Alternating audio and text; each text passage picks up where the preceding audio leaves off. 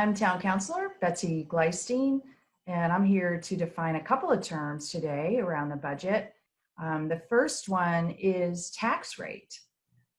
Tax rate is what we calculate when we take your value of your home or your property and multiply it by a certain dollar amount, and then we send you a tax bill. So how do we determine what that tax rate is? Well, what we do is we take a total gross number, and what's in that gross number? Well, we'll take a look at that in a second. And then we subtract non-tax revenue, and we get a total on that number. And at that point, we take the total town valuation and divide it by the numerator, and then that gives us our tax rate.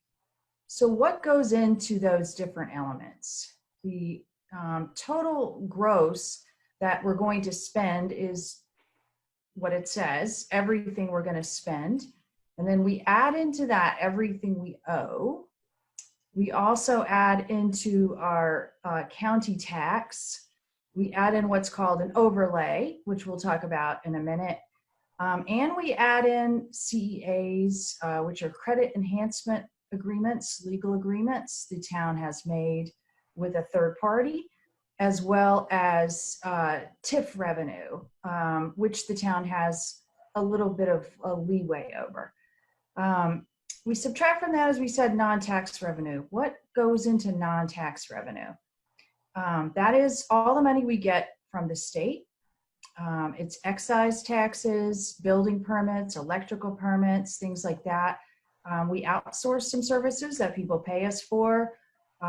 We also charge fees for things, and we get some grants. And then in certain years, we might use part of our savings. Sometimes people think of those as rainy day funds, but we call ours a fund balance. So we might use a little bit of that. So all of that goes into what I call the numerator. And then our assessor goes through and very carefully looks at all of the values of all of the property and makes some estimations for where he thinks the properties are going to come in based on a lot of calculations. And then at a certain point, we have to commit those property values, and those property values are set, and we calculate the tax rate at that point. So let's just talk really briefly about what we control and what we don't control.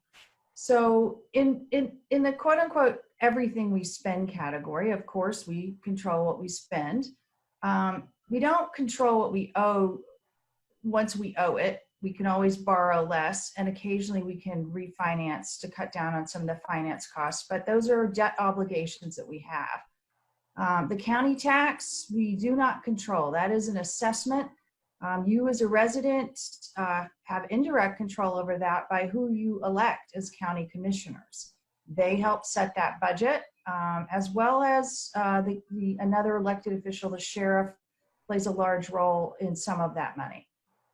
Overlay, again, we'll talk about in a minute, and CEAs really are legal agreements made by current or past councils, so there's not a lot of control over that. This year, non-tax revenue is kind of special because we get over $20 million in non-tax revenue. It's significant money, and the state had committed to increasing a lot of revenue it was sending to the municipalities this year. Excise taxes are dependent on the economy sometimes, as well as building permits. And so I think the trick this year that we're all examining closely is what we think will happen with this non-tax revenue, because as you can tell by the size of the number, it's a very large part of the tax rate. An overlay is a special type of reserve or contingency fund, and it's established specifically to cover deficiencies in property tax collection. That's what it has to be used for. Municipalities can have a shortfall in property taxes for really two main reasons. The first happens when a property tax owner They appeal through an official process during a defined period of time. And if they're successful, they have their property tax reduced. And that means they owe us less tax, or the town less tax. If a lot of property owners do that, then we may have to use the overlay fund to make up some of that difference.